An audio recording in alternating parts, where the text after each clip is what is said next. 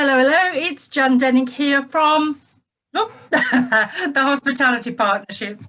Hope everybody is doing well, enjoying the sunshine. It's lovely and sunny here today, and it's supposed to be a really nice week all this week as well. So that's great news. And to add a little bit more sunshine, I'm going to introduce you to one of our fabulous associate partners, who is Teri Gardiner from Food Safety Consulting. Now, I'm not going to tell you all about food safety consulting. I'm going to pass you straight over to Teri, who can tell us, so what is it and what's it about? Over to you, Teri. Hi there, Jan. Great to be here and great to be an associate partner with the Hospitality Partnership. So, food safety consulting is a highly complementary skill set to have within the partnership, and what Food Safety Consulting will do is support businesses in hospitality and manufacturing or care. Anywhere that manufactures or serves food to customers or to residents, Food Safety Consulting can help you. What is required by all facilities is that you're legally obligated to have a food safety plan in place. Now, that sounds dead obvious, but believe it or not everybody has it. And then they all don't know how to get it either. So you either have somebody in your staff that can do this for you and is qualified to do it, that's also important, or you bring somebody in to help you get it established. And that could be where food safety consulting can be a benefit to you. Or you could just torture yourself in the mire of, I've got to do this, I don't know where to start, oh, I'll just start without it. Don't do that. Get somebody else in to keep you right. It's always better to get it right as early as possible, rather than get it wrong and receive the wrath of the law, or indeed cause significant or fatal harm to somebody. So that's where, now that I've cheered you up, that's where food safety consulting can come in. We can create a food safety plan for your business, specific to the size and scale of your business.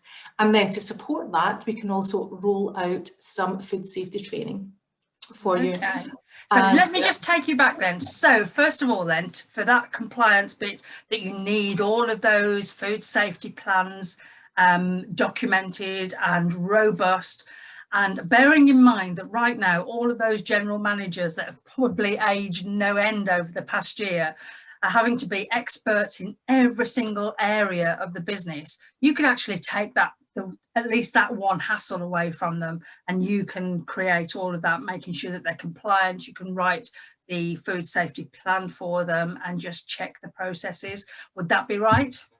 That's absolutely right, Jan, and it won't always be on the front of other people's agenda, you know, when they're recruiting staff and they're trying to get their facility and all that. So this really does have to be done. It is a legal obligation. You might not have the expertise. I can do that for you. I or one of the team can do that for you. No problem at all. And we'll also do it expertly and swiftly for you. So there is no pain. You don't have to be fretting over it or indeed getting it wrong, which is what we want to avoid. So get somebody else in to do that for you. Yeah, which is key right now. You know, everybody's looking for something that's really done professionally, to take that pain away and to do it quickly and efficiently, and then it's done. But that doesn't mean to say that that document just dies a death. It should be a living document, I guess, where you can go in and just check that it's always updated, you know, because legislation changes, staff change, menus change. So it'd be good, like, then to get you in at ad hoc times to make sure that that's always up to date. Yeah. You're totally on point there, Jan. And what many facilities that do have it there is it's in a folder, it's sitting on the shelf. They don't even know where it is, who wrote it, because chances are whoever wrote it or prepared it for you, they're not part of your business anymore, and it's actually significantly outdated. So don't let that happen. It really doesn't take much just to dust it down and get somebody to sense check it for you. Indeed, you might actually have everything there that you need. Just make sure it's up to date and current, and then actually to bring it to life.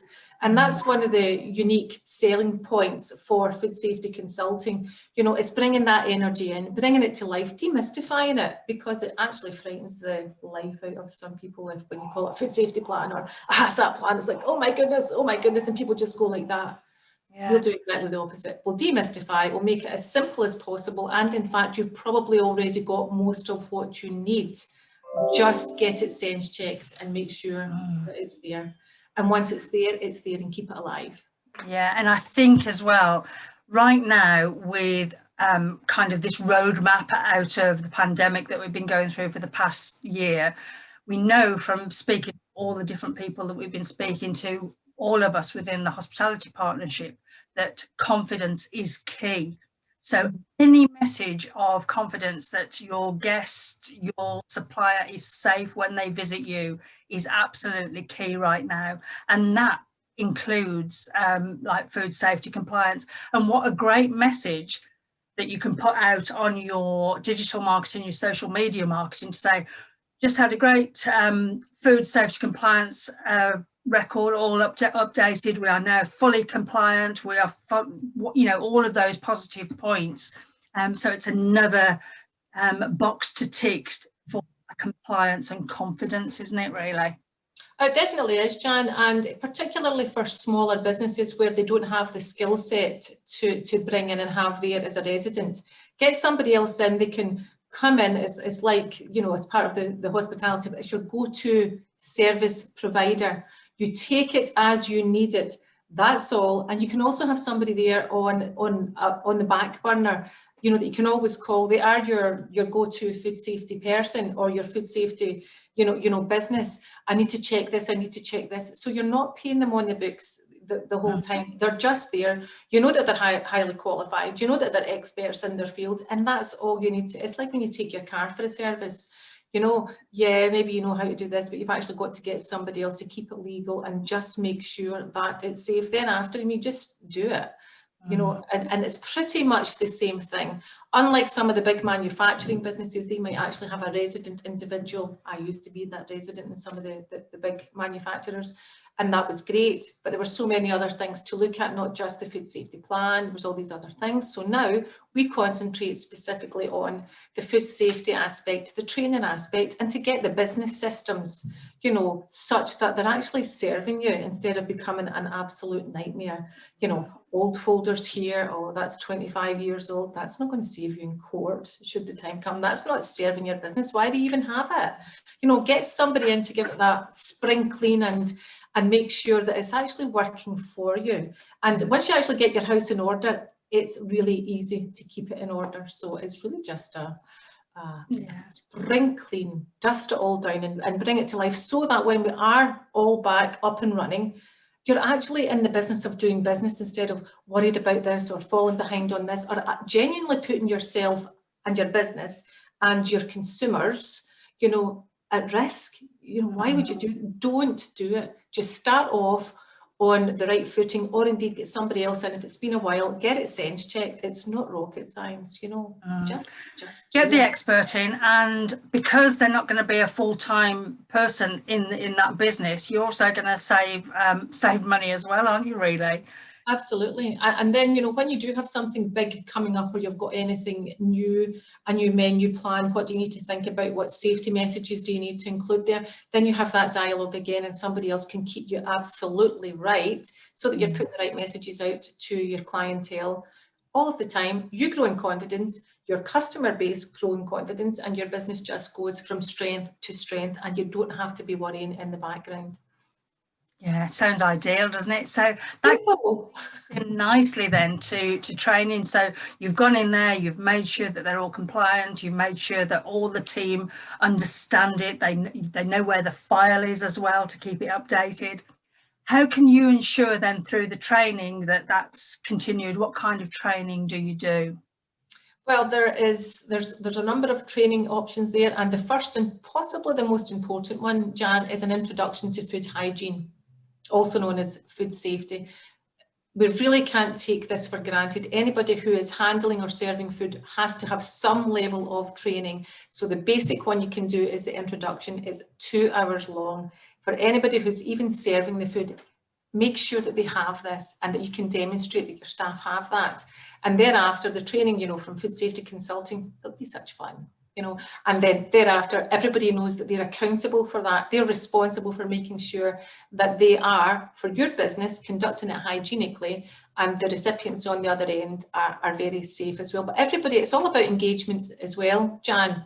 So it's not just a case of, oh, there's a training file, go and read that. Absolutely not. That means nothing to people you know, bring it to life, engage the people, make them feel part of it, allow them to ask questions, you know, and sometimes they say, oh, this is a really silly question, you know, so I'm not going to use the old adage that, you know, whatever a silly question may or may not be, but at least they're participating and they feel part of it. And most often they'll ask a question that they actually already know the answer to, but just being able to sense check it, and ideally within a group so everybody's hearing the same questions and also the same answers and thinking, oh, I thought that is, then they all just, it kind of unifies the learning.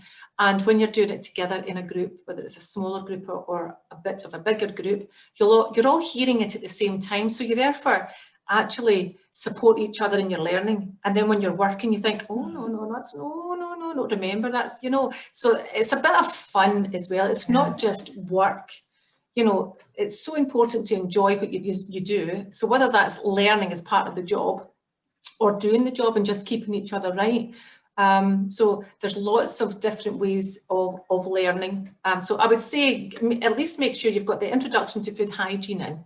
You can then go to an elementary level, which is a longer course, a bit more in depth for cooks, chefs, you know, a bit more detailed, or manufacturers for that.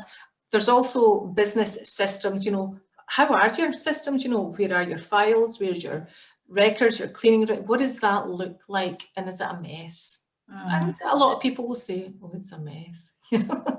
And so let's just have a quick look at that as well. If you want, tidy it up a bit, bring it, get rid of the dross that's weighing your system down and clouding your view and all that. Let's just separate the wheat from the chaff and get in what you need, get rid of what you don't need, and just bring it to life, keep it strong, and take out anything you don't need. Sounds perfect, doesn't it? So on the training then, does it always have to be on site, or can you work with, say there was a group of hotels where they might have, say for example, 7 hotels within the group? Would you be able to train them as a group, or would you go to each of the individual hotels individually? That's a very good question. And the answer to that is what works best for the client. Absolutely, we're all become a lot better versed in doing things remotely, even in collaboration. So for those of us who have learned how to use cloud working and collaborative working, you know, sharing documents and things like that, this is now becoming second nature for some people, not so much for other people. So absolutely, the on-site review of the plan can happen, the on-site training can happen, but the planet continues to be in geographical challenges, where we can go and where we can't go. So the wonderful thing about it is even the plans and the training can all be done on site or out with the site. So it can be done virtually, we'll say virtually, like a Zoom meeting or a Teams meeting, or it can even be done by e-learning. So it's what suits the business best. So if you've got one individual, you know, maybe e-learning at their own pace. If you've got a group, it's so wonderful when people come together in a group, the magic actually happens, you know. So it's really whatever is specific to the business. But one thing that the wider companies do have is if they want to make it uniform, that's even better. You can't be in 7 locations simultaneously unless you're doing this. In which case you absolutely can. You can speak to the people you need to speak with. They can be wherever they are, so it's convenient for them. There's no time lost in travel, there's no expense lost in travel, and you get the right people in the same place. They can actually, even if they're on 7 different locations, be hearing the same things, you know, live. So we just have to open it up, what works best for the individual businesses, and give the individual business what they need. Yeah, so it's, you know, it doesn't matter what service you offer, it's all about listening to your customer. What does your customer need? How are you going to deliver it? So that's really good to know. So tell me then, on all of the training, is it just kitchen staff, or is it any food handler, or who should be involved in any training sessions? We would think that it's the kitchen staff, okay, and that's a good thought because it is indeed entirely correct. So it would definitely start there with individuals who are bringing the food in or preparing the food or plating the food up. So that's absolutely paramount to ensure that that is in place first. If you had a pecking order, that would be first. And then after, even your waiting staff, If it's just the introduction training, at least it gives them a bit of a broader view. You know, they'll know what hygienic is, and trust me, one individual's impression of what hygiene is, or safety or hygienic is actually quite different from another person's. So it's prudent for any servers, you know, whether it's a bar or counter staff, at least do the 2-hour training. It's an investment in the individual, and it's an investment in your business. If anything undesirable does happen, and it really can happen, you would be able to demonstrate that whoever you've got in there has been through training. So one, the chances of anything nasty happening are significantly reduced because you have trained them. You have invested in them. They will feel invested in. You're protecting your business already. So the chances of anything nasty happening are significantly reduced, and that's a great place to be, prevention. However, if you were finding yourself on the other end of the environmental health or the judge, demonstrate what you did to minimise the risk. Demonstrate what your business did to ensure the safety of the end consumer. And if you don't have anything to demonstrate, well, that can be a very unpleasant position to be in. Why would you take that chance of anything nasty happening? Why would you take the chance of exposing your business to large vulnerabilities, closures, fatalities? It really does happen. So anybody serving food for, you know, an introductory course for, you know, super short 1 hour, normal 2 hours, I would say that would be a minimum. And it's a great investment for the employer to show their investment in that employee, not as like I was alluding to, just the kitchen staff, you know, yes. Those food handlers, the waiting staff. In my opinion, it should be everybody in the organisation really, where they're serving food and beverage. But it's a great investment into their learning and development record as well, and it shows you that you're a really good employer to work for. And also, is there an accreditation when they've taken, whether it's a 1 hour course or a 10-hour course or whatever, is there an accreditation to the individual on this as well? Absolutely, all courses are nationally accredited, so it's not a food safety consulting made-up course. This is something that's made up. It doesn't really matter whether it's the English or the Irish or the Scottish authority. The principles are the same, so it will be nationally accredited too. That's the funny thing about food, you know. We've always needed it, we're always going to need it. There might be new risks emerging and stuff like that, but the principles are actually remaining the same. We've just got to do them. And another key point to remember, and you know, the managers out there, you know, will know too well, perhaps will not want to really put their hands up and say, yes, that happens a lot, but it will. When you're crossing staff over from one function to another, you know, and you know, you're short in the kitchen. Oh, well, James can do that, or Tony can do that, or you know, Matilda can jump in here. Okay, and of course they can, because you know, we all know how to go into kitchens, but have they had at least the minimum of training? Because that's where the risk is. The risks are not always there when you've got your core team. The risks are greater when something, you know, unusual happens, or a stress happens, or you know, something is stressing your business, and you know, well, we've all got them and they're always going to be there. So if you roll out the training, you can have the ability to cross over with less risk moving forward. And great to have on your CV as well, with all this accreditation that they'll get. What a great thing to have on your CV, to say that you understand food safety as well. I was just going to ask you something then. What was it? So yeah, as everybody's like seeing on social media, get ready to open, prepare to open, but really now is the time to get, as you said, this kind of, and it's not boring, but to quote your word, all this boring stuff out of the way, so that when you open your doors to your guests, that is there. Your staff know where it is from the minute that door opens, and then the rest of the training program can carry on as and when that can all be scheduled in with your learning and development department. So would that be your advice? Just get it sorted now, but I guess they'll need to book you really quickly as well, because yeah, I would say having the same idea of definitely it's preparation, Jan, and you know, some of it will be second nature to most of the people that are there. And the other thing is, it then becomes, the food safety plan then becomes a reference point.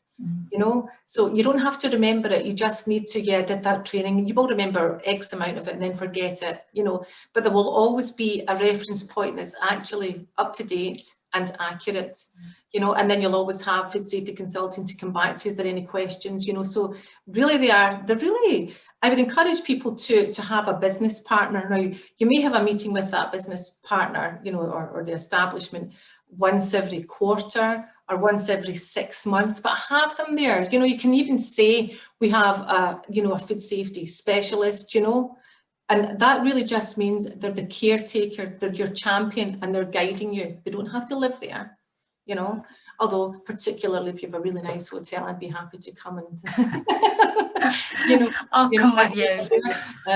You know, but it's just take what you need, you know, when you need it, and you know, absolutely say, you know, this is our acting head of food safety, or this is our food safety specialist, and that would be a legal thing to say because it would be true. Yeah. And great to include in, you know, employee and team appraisals as well, you know, to keep it current all the time. So it's a great KPI. So I think for that, it's really worthwhile as well. And like I said before, it just shows your investment in that employee, and then you show that investment into that employee, then you will get what they deliver tenfold back, because they will really appreciate you working for them and developing them in this way. So to close then, what should they do next to get compliant, have their health and food safety processes all looked at? What's the next step that they need to do?